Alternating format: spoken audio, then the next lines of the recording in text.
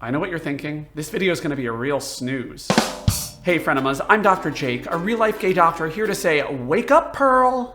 There's something on my face. And let's learn about narcolepsy. But before that, if you are not subscribed to my channel and you enjoy learning about drag queen diseases and LGBTQ health, please hit the subscribe button and like this video. It really helps my channel use the YouTube algorithm to grow and get my videos out to more people. Thank you, I appreciate every one of you. And if you are enjoying the Diseases of Drag Race series, please leave me a comment letting me know which drag queen you want me to talk about next. Still awake? Good. Jinkx Monsoon, one of the fiercest drag queens ever to win RuPaul's Drag Race, has narcolepsy. The editors often showed her falling asleep during interviews and taking naps during challenges. Jinkx, you okay?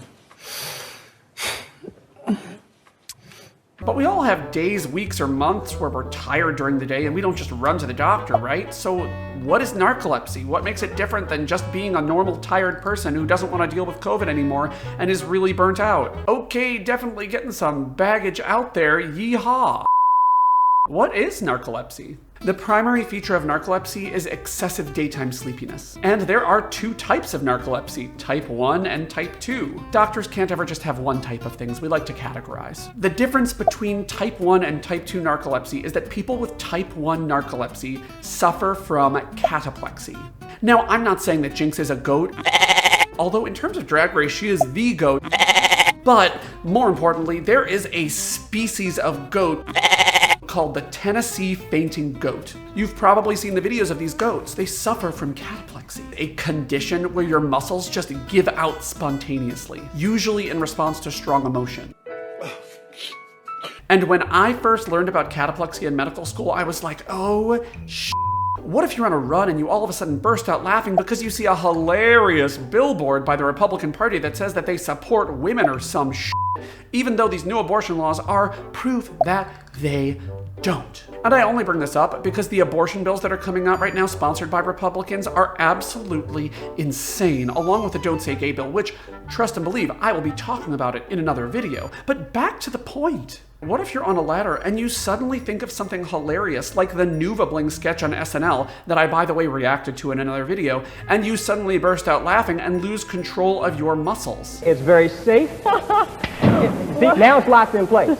You say, oh God, Harold, are you okay? Actually, I didn't have it locked. Even if you're just standing up and doing nothing, you could fall and hit your head. These goats are really close to the ground, so there isn't that much danger that they're gonna injure themselves, although I'm sure it's happened. Why are you beeping?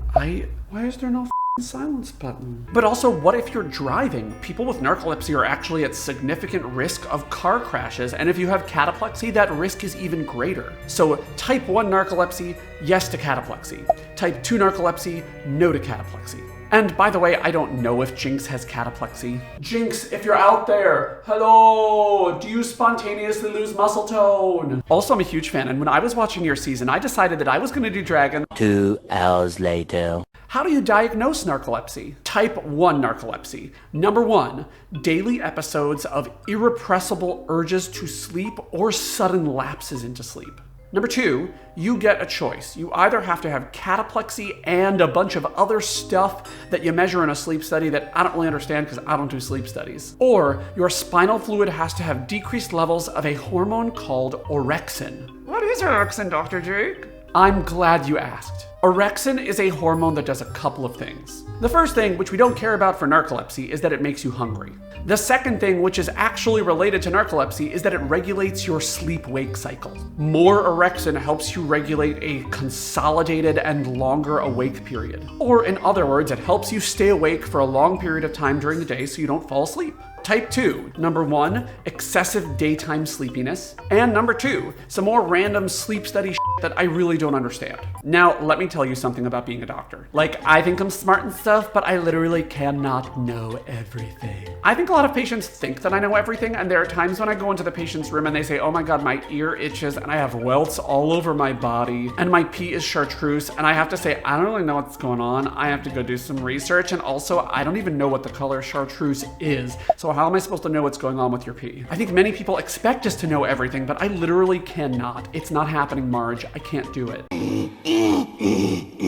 Medical school and residency are basically an introduction to the fact that we don't really know much about the human body, and what we do know, we cling to for dear life. But a lot of the time, patients have things that are going on that we don't have a disease for. So we come up with a name for these things called syndromes, where we can say, okay, a bunch of patients have these things that go together, and those syndromes are how we often categorize things. Well, we have diagnostic criteria for narcolepsy that are more objective, like the sleep study and the orexin. Narcolepsy is a syndrome. It is a collection of symptoms that lead us to a diagnosis. We don't know why it happens. We just know that some people have this collection of symptoms and we try to categorize it and treat it. So speaking of that, how do you treat narcolepsy? The initial treatments are kind of boring, but actually really important. Sleep hygiene is the first line treatment and is really important even for people without narcolepsy. And all that sleep hygiene is changing your routine to promote better sleep.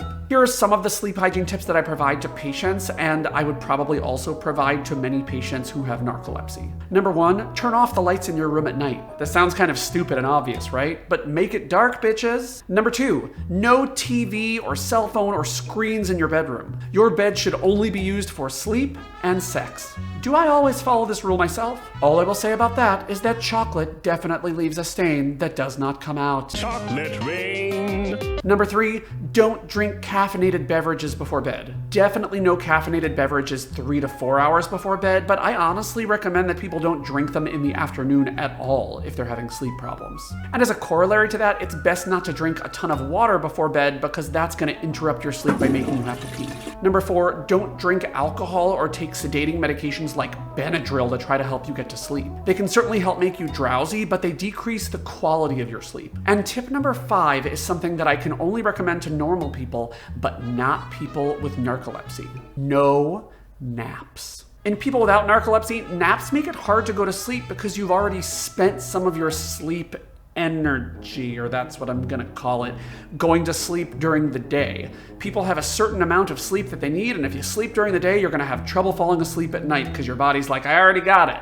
But for people with narcolepsy who are going to fall asleep anyway, naps can be really helpful for helping them to remain alert during the day. There are also some fun drugs that can help. Now, there are many drugs used in the treatment of narcolepsy, but the main drugs used are stimulant drugs. The first one, modafinil, changes the concentration of dopamine in the brain. Dopamine is the hormone that causes pleasure. It's the Vanjie to your Brooklyn Heights. The fracking to your RuPaul branch. Allegedly. The second type of drugs are the same drugs that are used in ADHD. Methylphenidate or Ritalin is the one you're most likely to have heard of. Methylphenidate increases wakefulness, and it can be used in a long-acting form that will promote wakefulness throughout the day, or a short-acting form that can be used for sleep attacks. Another surprisingly relevant category of drugs are sleep aids. Melatonin can help you get to sleep, and so can a drug like Ambien. The goal is to try to help people regulate their sleep cycles and stay asleep throughout the night. What does that all mean for Jinkx? Jinkx has been very public about having narcolepsy, but doesn't share a ton of details about how her narcolepsy is treated. That's cool, right? Everyone manages their chronic diseases in a different way. For example, I suffer from idiocy, a disease that I treat with a careful study of the medical literature and a healthy daily dose of self-deprecation. And I'm very public about being an idiot. So public that I put evidence of it on YouTube. Well, anyway, I don't know that much about Jinkx's narcolepsy in particular, but I really hope this video helped you learn a little bit more. Thanks for watching, and if you are loving season 14 of RuPaul's Drag Race, I have an amazing video for you to watch. Diabetes. Click the video. Click it. It's really good. See you next time. Good.